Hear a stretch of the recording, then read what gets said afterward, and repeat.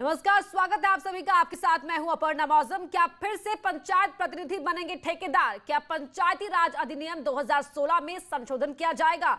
आज ये सवाल इसीलिए क्योंकि इसे लेकर बीजेपी और कांग्रेस के जनप्रतिनिधियों के सुर अब एक से हो गए हैं। कांग्रेस ने साल 2016 में अपनी सरकार के दौरान ये फैसला लिया था, जिसका असर 10,000 से ज्यादा पंचायत प्रतिनिधियों पर पड़ा था, लेकिन एक बार फिर इसमें संशोधन की मांग उठने लगी है। विधायकों ने, जिसमें बीजेपी और कांग्रेस दोनों ही पार्टियों के विधायक शामिल हैं, सीएम त्रिवेंद्र को एक चिट्ठी लिखी है और पंचायत प्रतिनिधियों को लोक सेवक के दायरे से बाहर करने की मांग की है। इसका एक मतलब यह भी है कि क्या एक बार फिर पंचायत प्रतिनिधि ठेकेदार बनेंगे? मैं समझता हूं कि लोक सेवक की परिधि में लाना उनको गलत है, क्योंकि सरकार की तरफ से उनको कोई वेतन नहीं मिलता, न कोई सुविधाएं मिलती हैं। और इस प्रकार से अगर वो रोजगार भी नहीं करेगा, नौकरी भी नहीं करेगा, तो निश्चित रूप से आप ये समझिए कि उनको भ्रष्टाचार करने के लिए प्रेरित कर रहे हैं। तो मैं समझता हूं ये काला कानून जो कांग्रेस के द्वारा 2016 में लाया गया था, उसको हमारी सरकार से हमने मांग की है कि इसको समाप्त किया जाए। कांग्रेस सरकार ने जनप्रतिनिधियों की भावनाओं के साथ खिलवाड़ किया है। इसी संबंध में हम लगभग 5-6 विधायक माननीय मुख्यमंत्री जी से मिले थे और हमने माननीय मुख्यमंत्री जी को पहाड़ की और सभी जगह की इस विकट परिस्थिति को बताया है कि भाई ये जो नियम है, इससे तो कोई भी जो जनप्रतिनिधि है वो कोई भी रोजगार नहीं कर पाएगा। वही सीएम का कहना है कि उन्होंने इस मामले में मुख्य सचिव को अध्ययन के लिए कहा है, ताकि पंचायत प्रतिनिधि भी अपना काम कर सके और पूरी जानकारी के बाद इसमें बदलाव किया जाएगा। वो 1951 में ये कानून बना था, लेकिन धीरे धीरे ये चीज़ सामने आई है और अभी मैंने उसके अध्ययन के लिए मुख्य सचिव को कहा है कि उसको अध्ययन किया जाए, क्योंकि अगर ऐसा होता है तो गांव के प्रधान हैं, क्षेत्र पंचायत सदस्य हैं, जिला पंचायत सदस्य हैं, ये कोई अपना निजी कोई जो जिसमें सरकारी काम है वो नहीं कर सकते हैं, उनकी आजीविका पर सवाल उठ जाएगा। तो इसलिए हमने उसके अध्ययन के लिए कहा है उसको कैसे अमेंड किया जा सकता है। उत्तराखंड के ब्लॉक प्रमुख संगठन के अध्यक्ष और कांग्रेस के नेता महेंद्र राणा ने भी सीएम से मांग की है कि संशोधन किया जाए, क्योंकि पंचायत के प्रतिनिधि को विधायक और सांसद की तरह भत्ते और सुविधाएं नहीं मिलती है। एक प्रधान, एक क्षेत्र पंचायत, एक जिला पंचायत, एक प्रमुख और एक जिला पंचायत अध्यक्ष को भी इसी लोक सेवक की श्रेणी में रखा गया है। या तो आप हम लोगों को भी वो भत्ते दे दें, या इसको हम रोजगार करते हैं, छोटी मोटी ठेकेदारी करते हैं, छोटे मोटे काम करते हैं, और इसमें असमझ की स्थिति पैदा हो गई है कि हम लोग क्या करें। तो मेरा आपसे अनुरोध रहेगा कि इस एक्ट में इसको आप जल्दी बदलाव करें और त्रिस्तरीय पंचायत प्रतिनिधि आपके हमेशा आभारी रहेंगे। तो बदलाव की जरूरत क्यों आन पड़ी? सभी के सुर एक जैसे क्यों हो गए? बदलाव के पीछे असल मंशा क्या है? इस पर बात करने के लिए हमारे साथ जुड़ चुके हैं बीजेपी के विधायक हैं महंत दिलीप रावत, कांग्रेस के पूर्व राष्ट्रीय सचिव हैं प्रकाश जोशी, और साथ ही सोशल एक्टिविस्ट हैं रविंद्र जुगरान। आप सभी का बहुत बहुत स्वागत है। पहला सवाल आपसे दिलीप रावत जी, सवाल ये कि आखिर जरूरत क्या महसूस हुई? 3.5 साल बाद अब बीजेपी के विधायक कह रहे हैं कि काला कानून है। ऐसा है कि हमारे पास, मैं भी ब्लॉक प्रमुख रह चुका हूं और हम पहले ये काम करते थे, हम ठेकेदारी भी करते थे और अपना कारोबार भी करते थे। हमने ये कहा कि जब सरकार की तरफ से कोई आपको सहायता नहीं मिलती, सरकार की तरफ से आपको वेतन नहीं मिलता, तो फिर क्या कारण है कि आपने उनको लोक सेवक मान लिया? पहला। दूसरा ये है कि आपके पास ये है कि क्या जनप्रतिनिधि को अपना रोजगार करने का अधिकार नहीं है, और यदि वो अधिकार नहीं, अगर कारोबार नहीं करेगा, कार्य नहीं करेगा, तो फिर वो भ्रष्टाचार करेगा। हमने कहा इसलिए इसको परिधि से हटा दिया जाए। हमारे समक्ष जब प्रतिनिधियों ने ये बात उठाई तो हमें लगा कि ये बात इनकी जायज़ है, उचित है, और हमारा कर्तव्य है कि इस बात को मुख्यमंत्री तक पहुँचाएं, और माननीय मुख्यमंत्री बड़े धैर्य से उसको सुनाएं। तो मैं समझता हूँ ये हमारा कर्तव्य था, इसलिए क्या है। प्रकाश जोशी जी, आप ही की सरकार थी राज्य में जिस वक्त ये बदलाव किया गया, और अब कांग्रेस के भी विधायक सुर में सुर मिला रहे हैं। कांग्रेस भी कह रही है बदलाव होना चाहिए, क्यों? देखिए, सबसे पहले तो मैं ये सरकार से कहना चाहूँगा कि जिस तरह से सरकार चल रही है, ये सिर्फ तब कुछ सोचते हैं, तब कुछ एक्ट करते हैं जब इन्हें लगता है कहीं से कोई धुआं उठने लगा है, जब कहीं से कोई मांग उठने लगी है, तभी ये सिर्फ जागते हैं। 3.5 साल इस सरकार को हो गए। हमें थोड़ा सा इस पंचायती एक्ट के बैकग्राउंड में जाना चाहिए। उत्तराखंड जब बना तो यहाँ पर 1947 का उत्तर प्रदेश का पंचायती राज एक्ट चल रहा था। उत्तर प्रदेश का ही 1961 का क्षेत्र पंचायत एक्ट और जिला पंचायत एक्ट चल रहा था। कांग्रेस की सरकार, मतलब 15 साल के बाद ये कांग्रेस की सरकार थी जिसने उन दोनों एक्ट को मिलाकर उत्तराखंड का अपना पंचायती राज एक्ट को इंट्रोड्यूस किया, यहाँ पर प्रदेश में यहाँ लागू किया। बीजेपी की भी सरकार रही, कांग्रेस की भी रही, मैं मानता हूँ दोनों सरकारें बीच में रही हैं, लेकिन किसी सरकार में वो राजनीतिक इच्छा शक्ति नहीं थी, लेकिन कांग्रेस ने उसको लागू किया। दूसरी बात कि लागू तो कर दिया, अब इसमें हम सिर्फ एक पक्ष देख रहे हैं। लोक सेवक की जो बात है, लोक सेवक इनको, हमारे जनप्रतिनिधियों को एक स्टेटस देने की बात थी, उनका सम्मान बढ़ाने की बात थी, उनकी जनता के प्रति जो एक जन सेवा की जो भावना है उस भावनाओं को आगे बढ़ाने की बात थी, ना कि उनके रोजगार और उस पर कहीं कुठाराघात करने की बात थी। इसीलिए तत्कालीन सरकार ने, हमारी सरकार ने, आप सिर्फ एक पक्ष को मत देखिए, 29 और दूसरे इसमें बदलाव करें। जो लोक सेवक बनाया गया, जो टर्म डेफिनेशन चेंज की गई थी, वो तो आप ही की सरकार के वक्त की गई थी, उसके अकॉर्डिंग ही तो काम चलता रहा ना, या काम दूसरा हो गया, कागज में कुछ और जमीन पर कुछ और? नहीं, मैं बिल्कुल मना नहीं कर रहा हूँ। लोक सेवक, हमारी सरकार में लोक सेवक उनको बोला गया, जो वो एक स्टेटस उनको दिया गया, उनको सिर्फ ठीक है आप जनप्रतिनिधि। लोक सेवक बात क्या हुई, जनता के प्रति सेवा की भावना क्या उनके मन में आए, इसीलिए मैं इसको बिल्कुल, इसका मैं मानता हूं कि इसका कंपैरिजन नहीं हो सकता। ठीक है, बहुत कम समय है, इसलिए टेक्निकल जो टर्मिनोलॉजी है उसमें नहीं जाऊंगी मैं प्रकाश जी, लेकिन सीधे शब्दों में ये बताइए कि कांग्रेस अब बीजेपी के सुर में सुर मिला रही है? नहीं, कांग्रेस चाहती है कि बदलाव हो या ना हो? कांग्रेस ये नहीं कह रही है, कांग्रेस ये कह रही है कि लोक सेवक का जो स्टेटस था वो स्टेटस को अपनी जगह पे आप रखते हुए इसके कानूनी पहलू, क्योंकि हमारे जो जनप्रतिनिधि हैं उनके भी परिवार हैं, उनके घर हैं, उनको भी अपना जीवन यापन करना होगा। जानकारी कोई पॉलिटिक्स में आता है प्रकाश जी, चाहे स्टूडेंट पॉलिटिक्स हो, हम जानते हैं, हर कोई कहता है कि हम जनसेवा की भावना से ही आए हैं।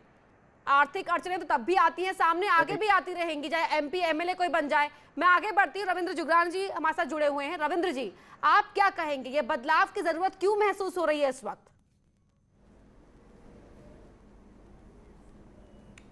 देखिए, लोक सेवक बहुत बड़ा स्टेटस है, ये पदनाम, यानी पब्लिक सर्वेंट, प्रधान, विधायक, सांसद, मुख्यमंत्री, प्रधानमंत्री, ये सब लोक सेवक हैं, पब्लिक सर्वेंट हैं।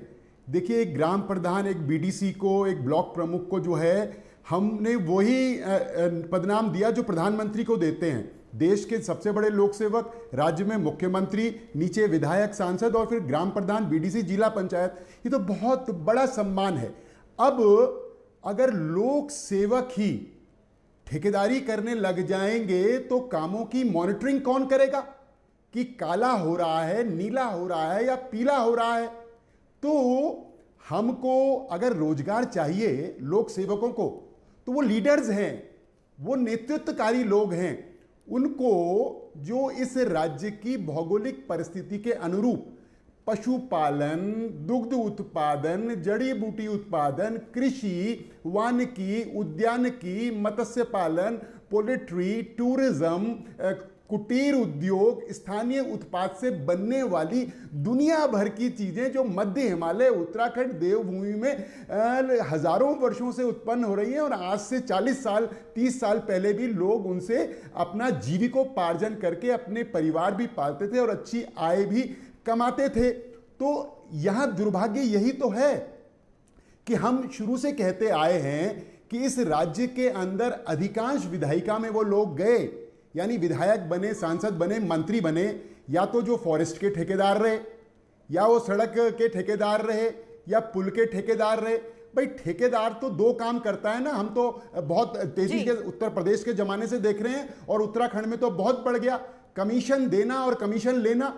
ठेकेदारी के मूल में एक लोक सेवक में फर्क होना चाहिए। रविंद्र जुगरान जी, लेकिन एक सवाल जो महंत दिलीप रावत ने पहले ही उठा दिया था कि उनके परिवार भी हैं, उनकी आर्थिक समस्याएं भी हैं, उनके लिए आप क्या जवाब देंगे? तो मैं आपको जवाब देता हूं, उसके लिए हमारे पास दुनिया भर के रास्ते हैं। आपको तो प्रधान या ब्लॉक प्रमुख, ये तो लीडर्स हैं, इनको तो दूसरों को रास्ता दिखाना है।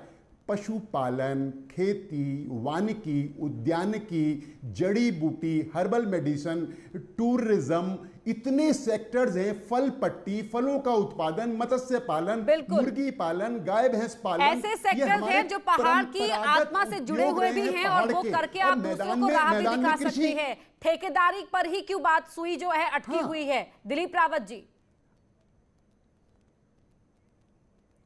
मैं आपको बता दूं, हमारे उत्तराखंड की का परिवेश जो है कि यहाँ बहुत सारे निर्माण कार्य होते हैं। इसके लिए आदमियों की जरूरत भी पड़ती है। अगर कोई जनप्रतिनिधि या स्थानीय व्यक्ति या यहाँ की भावनाओं को समझने वाला व्यक्ति उस कार्य को करता है तो मैं समझता हूँ कि वो ज़्यादा अच्छी तरह से कर सकता है।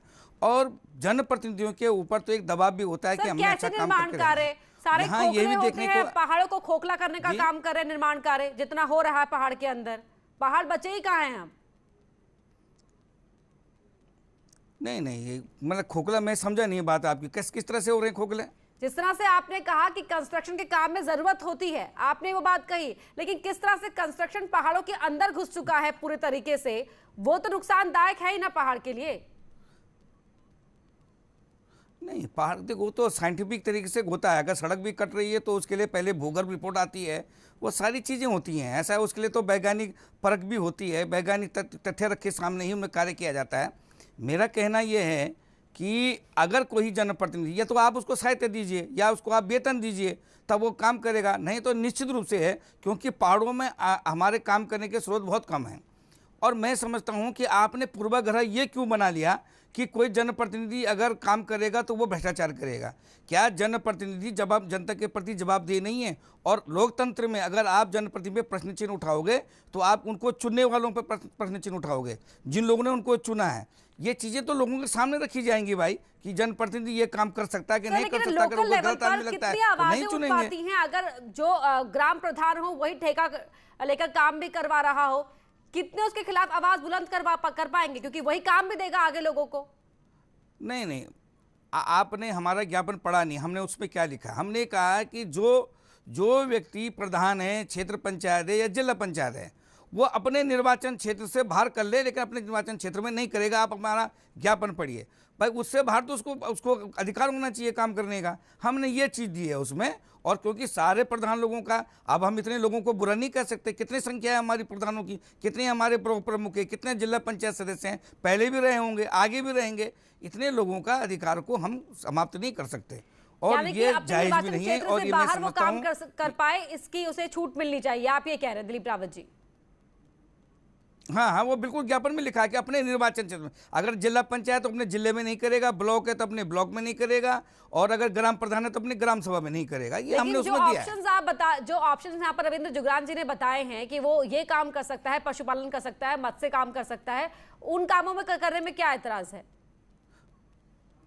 नहीं, वो सब काम कर सकता है, इसको क्यों नहीं कर सकता ना? ये बताओ, इसको क्यों नहीं कर सकता भाई? वो और काम भी करेगा, इसको भी क्यों नहीं कर? माना हो सकता है कि वो अच्छा उसने नहीं। आप ये समझिए कि कोई इंजीनियर, अगर कोई ब्लॉक प्रमुख इंजीनियर भी होगा, वो सिविल का काम जानता होगा, आप जबरदस्ती कहोगे कि तू गाय पशुपालन करे, तो क्या आप उसको जबरदस्ती करोगे? भाई जिस क्षेत्र में अगर उसका थोड़ा इंटरेस्ट होगा, जहां वो कर सकता है, क्षमता होगी, वही तो करेगा। ये तो मूर्खतापूर्ण बात है कि वो यही करेगा, इसी काम को करेगा। पॉलिटिक्स में आता है, जो राजनीति में आता है, किसी भी स्तर में वो राजनीति कर रहा हो, किसी भी अगर लोकल लेवल की कर रहा हो, एमपी एमएलए कर रहा हो, लेकिन वो यही कहता है ना कि जन सेवा की भावना के साथ आया हूं मैं। वो जानता है सरकारी नौकरी करने वाला भी चाहेगा इलेक्शन लड़ना है, नौकरी छोड़नी पड़ेगी। मैं भी कंटेस्ट करूंगी तो मुझे नौकरी छोड़नी ही पड़ेगी। नहीं, अपर्णा जी, मैं आपसे ये पूछना चाहता हूं, क्या ठेकेदारी करना अवैध काम है? क्या ये गलत काम है? क्या अवैधानिक काम है? ये जवाब इनसे पूछ लीजिए। अगर अवैधानिक काम है, नहीं, आपने क्या ठेकेदार क्या करप्शन करने वाले होते हैं? देखो, ये कोई व्यक्ति हो सकता है करप्शन करने वाले, लेकिन आप एक व्यवसाय को करप्शन नहीं कर सकते। और अगर करप्शन है तो उसको समाप्ति करनी चाहिए। करप्शन होता है वो तो कहीं भी हो सकता है, काम ही नहीं करना चाहिए जी। प्रकाश जोशी जी, ये तो सरासर ये अन्याय है कि ठेकेदारों को आप करप्टेड कहोगे। अरे उस पर मॉनिटरिंग होती है, उसके ऊपर अगर गलती होगी तो सारे अधिकारियों की होगी। प्रकाश जोशी जी, आपने कहा कि आपने सम्मान बढ़ाया लोक सेवक कहकर, आपकी सरकार ने जो डेफिनेशन में चेंज लाया, तो अब क्यों सुर बदले हुए हैं? नहीं, सवाल सुर बदलने का नहीं, मैं ये कह रहा हूं, हमारा कांग्रेस का स्पष्ट मत है जब कांग्रेस इस एक्ट को लेकर आई थी, पंचायती राज एक्ट को, तो उस समय 2,500 रुपये का एक मासिक आप वेतन कह लीजिए, मानदेय कह लीजिए, उनको एक सिंबॉलिक दिया, क्योंकि उस समय बजट में वो प्रावधान नहीं था। लेकिन 17 के बाद में सरकार कांग्रेस की तो बदल गई। शायद हमारी ये मंशा होती है, और मेरी जो उस समय सरकार में लोग थे उनसे बात भी हुई, उन्होंने भी ये स्पष्ट किया कि हम इसको धीरे धीरे बढ़ाने वाले थे। अगर हम उनको रोजगार से, अगर हम ठेकेदारी से बाहर कर रहे हैं, तो उनके आय के स्रोत भी तो बढ़ाने पड़ेंगे। उनको हम ये मौका भी तो नहीं दे सकते उनको कि वो ये कहें कि हमारे पास तो आय का कोई स्रोत नहीं है। आप सांसदों और विधायकों के साथ इन जनप्रतिनिधियों की तुलना नहीं कर सकते। सांसदों और विधायकों को जो सुविधाएं मिलती हैं, जो वेतन मिलते हैं, मानदेय मिलते हैं, उनके साथ इसकी तुलना नहीं कर सकते। हमारा सरकार से यह आग्रह है कि आप इसके कानूनी पहलू की पूरी जांच कर लीजिए। जांच करने के बाद या तो इनका मानदेय बढ़ाइए आप, जिससे कि उनका जीवन यापन चल सके। और अगर आप इस तरह से इसको टेक्निकली पूरे कानूनी पहलू में लेते हुए अगर आप बदलाव भी करना चाहते हैं तो आप करिए, उसमें कोई दिक्कत नहीं है करने में। लेकिन ये मैं इस बात से सहमत हूँ कि ठेकेदारी करने वाला सिर्फ भ्रष्टाचार ही करेगा, ये जरूरी नहीं है। मैं एक राजनीतिक व्यक्ति होते हुए मानता हूँ। आप दूसरे पहलू भी देखिए कि जिसको ठेकेदारी आज भी करनी है, वो अपनी पत्नी के नाम पे, अपने भाई के नाम पे, अपने किसी और व्यक्ति के नाम पे आज भी कर रहा है ना प्रदेश के अंदर। उसको कौन रोक रहा है? आज भी कोई रोक नहीं रहा। रविंद्र जुगरान जी, सुना आपने, यहाँ पर आय की बात हो रही है कि वो आखिरकार उसके पास आय के साधन कहां से आएंगे। मानदेय बढ़ाना एक ऑप्शन हो सकता है, वो क्यों नहीं? अपर्णा जी, लोक सेवक का काम मॉनिटरिंग करना है कि अगर 1 करोड़ की लागत से कोई काम हो रहा है तो वो ठीक हो रहा है कि नहीं हो रहा है। अगर सीधे सीधे लोक सेवा की ठेकेदार बन जाएगा तो मॉनिटरिंग कौन करेगा? और गांव के अंदर लोगों को प्रधानों से 50 काम होते हैं, विरोध कौन करेगा? भ्रष्टाचार को उजागर कौन करेगा? आज की डेट में भी जो ठेकेदारी करने वाले लोक सेवक हैं वो पत्नी के नाम पे कर रहे हैं, बेटे के नाम पे कर रहे हैं, भाई के नाम पे कर रहे हैं, चचा के नाम पे कर रहे हैं, परिवार के नाम पे कर रहे हैं, कर ही रहे हैं। लेकिन लोक सेवक भी कह रहे हैं कि करप्शन जिसे करना होगा वो करेगा ही, तो ऐतराज मैं यही तो आपसे ये जी, तो हम ये कह रहे हैं कि भाई क्या शौक है आपको लोक सेवक बनने का? जब आपको ठेकेदारी करनी है, आप जो है ठेकेदारी करिए, लोक सेवक पद से इस्तीफा दे दीजिए। जिनको ठेकेदारी नहीं करनी होगी वो ग्राम प्रधान बनेंगे, वो बीडीसी बनेंगे। ये कोई धंधा थोड़ी ना है, व्यापार थोड़ी ना है कि हम जो है जनप्रतिनिधि बनने के बाद विधायक निधि, सांसद निधि, ये नया खून मुंह में लग गया है। क्या होता है विधायक निधि, सांसद निधि के अंदर? सबको मालूम है कि विधायक निधि और सांसद निधि के बारे में एमपी एमएलए लेड फंड का कितना सदुपयोग और कितना दुरुपयोग होता है ये जनता जानती होगी। मैं इस पर कोई कमेंट नहीं करूंगा। लेकिन जिनको काम धंधा करना, ठेकेदारी का जरूरत है या चाहते हैं, वो लोक सेवक क्यों बन रहे हैं? फिर आवश्यकता क्या है लोक सेवक बनने की? लेकिन क्या आपको लगता है कि कोई और रास्ता निकाल सकती है सरकार? हम यही तो कह रहे हैं जी। नहीं, सरकार ने उनको सम्मान दिया है। कांग्रेस की सरकार में अगर ये हुआ तो कांग्रेस के विधायकों ने ही बहुमत से जब ये विधेयक पारित किया होगा तभी तो ये कानून बना। ये कोई हवा में तो बन नहीं गया, बना नहीं होगा। इनकम से जुड़े सवाल उठाए जा रहे हैं, इतना उसके मद्देनजर मैं पूछ रही हूं। अपर्णा जी, किसी भी लोक सेवक की इनकम को बढ़ाना ये गवर्नमेंट की जिम्मेवारी नहीं है। आज विधायकों का कितना वेतन बढ़ जाता है, सांसदों का कितना बढ़ जाता है, कितना गुना बढ़ जाता है। असेंबली में, पार्लियामेंट में जो घूर विरोधी पक्ष के विधायक या सांसद भी होंगे, अपने वेतन बढ़ाने की बात आती है तो सब जो है ताली बजा के जो है समर्थन कर देते हैं। लेकिन आज की तारीख में आप ये देखिए कि न्यूनतम वेतन कहां लागू होता है। लोक सेवकों को वेतन नहीं, मानदेय दिया जाता है, वो रिस्पेक्ट होती है। हाँ, उसमें इजाफा किया जा सकता है। उनको अगर 1000 मिल रहा है तो 1500, 2000 किया जा सकता है,